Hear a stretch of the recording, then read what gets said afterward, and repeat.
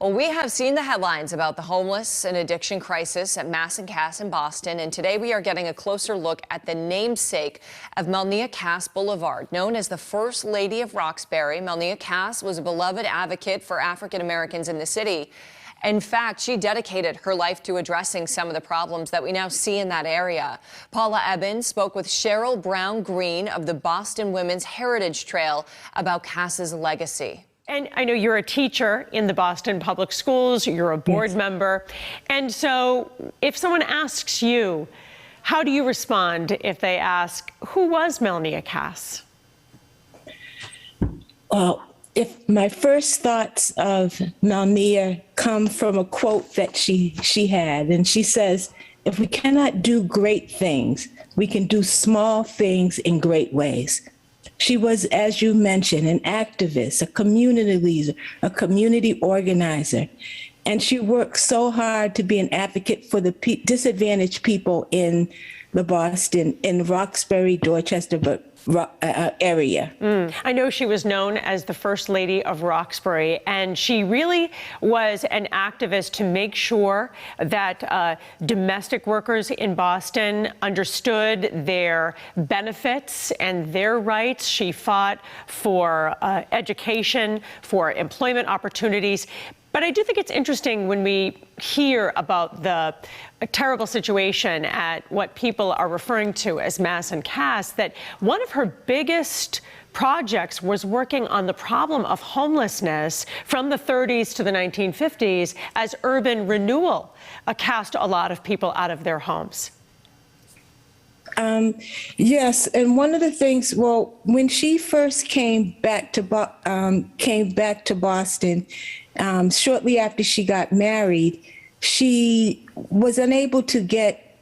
She realized that there weren't appropriate jobs for or opportunities, especially for African American women and domestics at that time. So that started to lead into her activism for making sure that these opportunities were available. From reading about her, she was the valedictorian of her high school class at a girls' school in Virginia, but when she came to Boston, she was not able to get the job that she wanted as a sales clerk, and so she became a domestic worker. Is that right?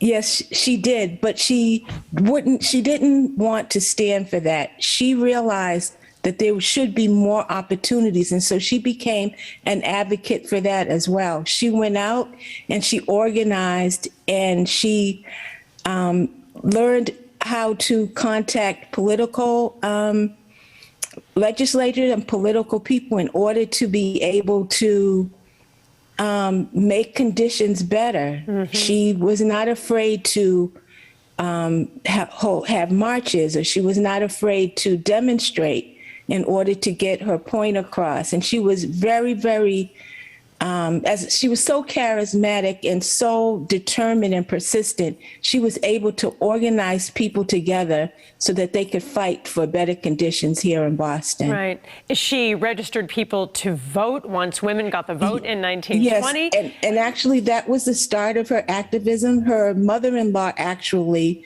was also involved in organizations like the NAACP and the Women's Service Club. And they say that this was what sparked her.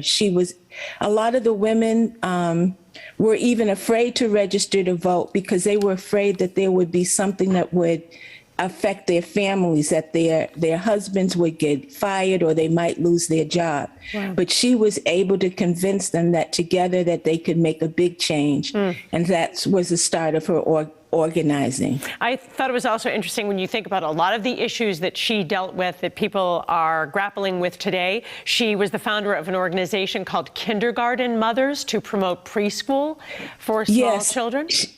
Yes, she realized when her children were small, there weren't really any places where younger children can get appropriate services, no recreation, no real kindergarten.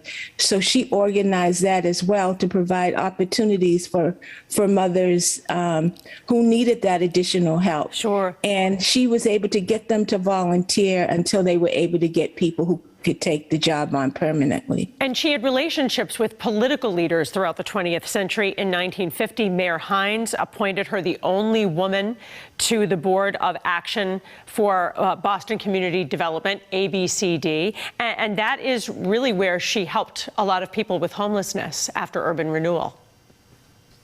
Yes, she actually really, she, as you had mentioned, she was the first woman of color to be a part of that, first woman and woman of color to be a part of that board.